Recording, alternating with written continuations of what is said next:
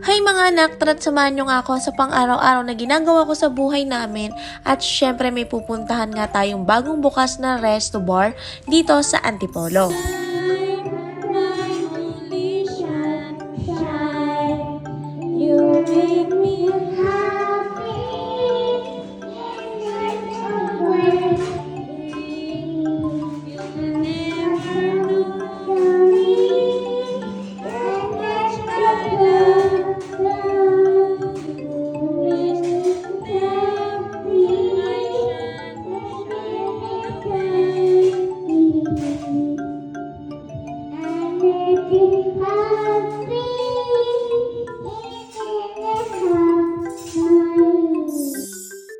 Hindi ko na malaya na si Baby Ina ay nakatulog na pala sa pagod kakalaro at ito nga si Baby RG ay kailangan ko ng hilamusan dahil nga kakatapos niya lang kumain. Kaya si Baby RG muna ang aking lilinisan dahil si Baby Ina nga ay nakatulog sa pagod.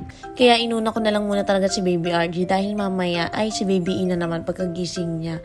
Kaya ito na nga, hinilamusan ko na itong batang ito at kung mapapansin nyo guys, ang aming CR ay meron siyang bathtub. Kaya ganyan yung aming setup. Tapos na nga kami ni Baby RG at ayoko naman siyang ibabad ng matagal sa tubig dahil gabi na at baka mamaya sipunin dahil nauuso naman nga daw ngayon ang ubo at sipon. Kaya ayan nga, pinapalitan ko na ng mabilis si Baby RG.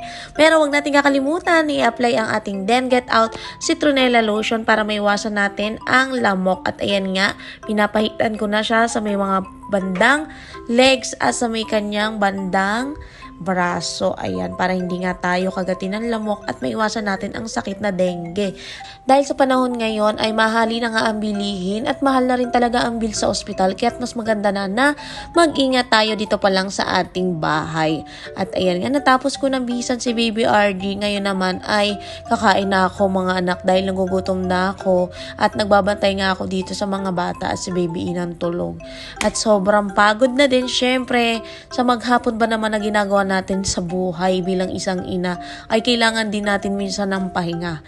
Kung mapapansin nyo ay talagang napadami yung aking pagkain dahil nga medyo nakakagutom din at masarap nga yung ulam namin dahil nagluto nga si Ate Wena ng adobong baboy. Kaya sabi ko, Ate Wena, ikaw na muna magluto dahil nga ako ay magbabantay sa dalawang bata. Kaya ayan, nasarap ng kain ko dyan mga anak. At huwag nyo nang pansinin kung medyo nagkakalaman-laman ako dahil nga masarap talagang kumain. Ewan ko ba, pero napapadalas talaga yung pagkain ko ng madami minsan. Ang sarap kasi talagang kumain, hindi ko maiwasan. Basta yun lang mga anak. Yan lang naman yung kaganapan ko sa araw-araw. So guys, nandito na kami sa public resto bar ng Choshop. Ayan, in-invite po kami dito at tinignan natin yung loob. At nung nakaraang araw nga ay pumunta kami dahil inimbitahan nga kami ng Joshop sa kanilang public resto bar. At grabe guys, napakaganda ng bar na to, napakalaki at napaka-chill lang ng mood niya kasi nga may live band pa dito, nakakaloka, talagang nakaka-refresh. At dito mga anak, masasarap yung pagkain niya.